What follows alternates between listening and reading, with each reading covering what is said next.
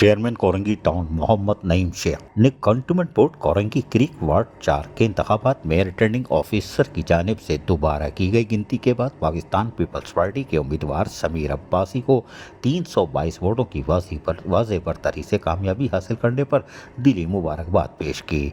उन्होंने कहा कि मुखालफिन जितने भी झूठे हथकंडे इस्तेमाल कर लें, आवाम के दिलों में पाकिस्तान पीपल्स पार्टी की जगह कोई नहीं ले सकता। ये कामयाबी इस बात का सबूत है कि आवाम भुट्टो के नज़रिए और क़यादत पर मुकम्मल एतमाद करते हैं। कराची जैसे शहर में अब पीपल्स पार्टी के नुमाइंदे ही मौजूद हैं जो कि यकीनी तौर पर आवाम की खिदमत के जज्बे से सरशार हैं। मोहम्मद नईम शेख चेयरमैन कोरंगी टाउन ने मजीद कहा कि ये जीत सिर्फ समीर अब्बासी की नहीं बल्कि हर उस एक कारकुन की है जो जमहूरियत और आवाम के हकूक़ के लिए जद्दोजहद कर रहा है।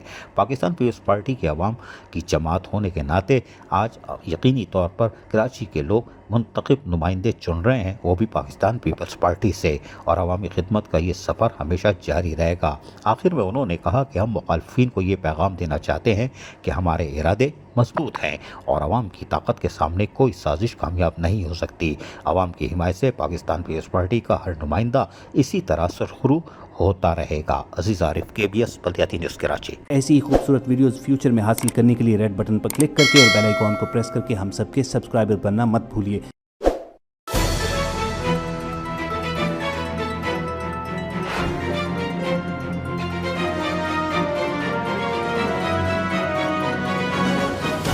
KBS बल्दियाती न्यूज़।